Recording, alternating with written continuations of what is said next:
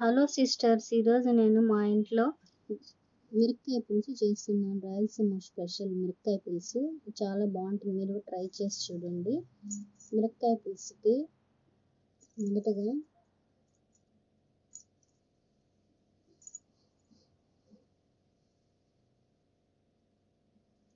అరకిలో టమాటాలు, 1/4 కిలో ఎర్రగడ్డలు, 10 ఎండుమిరపకాయలు, మసాలా పోపు దినుసులు తీసుకున్నాను. ఈ విధంగా టమాటా ఎర్రగడ్డను కట్ చేసి పెట్టుకున్నాను.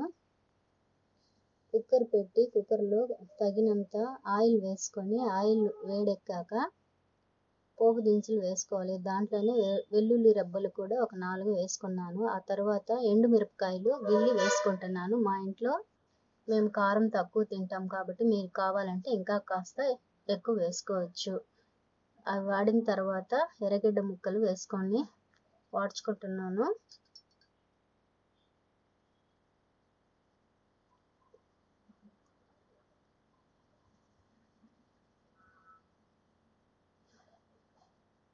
ఎర్రగడ్డ ముక్కలు వాడిన తర్వాత టమాటా ముక్కలు వేసుకొని కలుపుకోవాలి.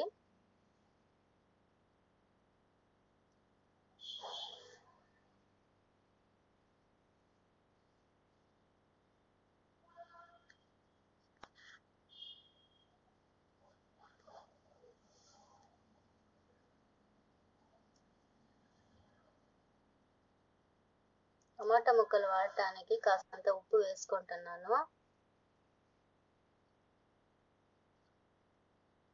ఆ తర్వాత ప్లేట్ పెట్టి కాసేపు ఉడకనివ్వాలి.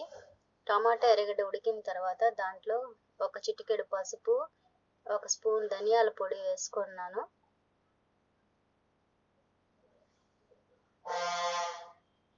అదంతా కలుపుకొని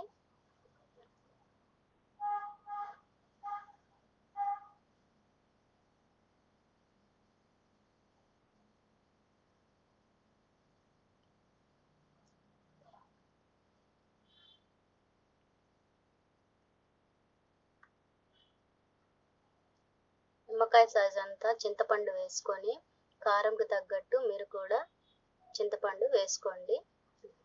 తగినన్ని నీళ్లు పోసుకొని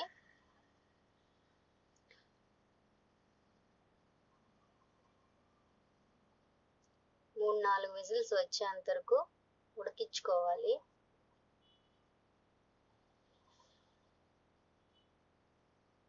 ఈ విధంగా ఉడికిన మిరపకాయ పులుసుకి నీళ్లు వంచేసి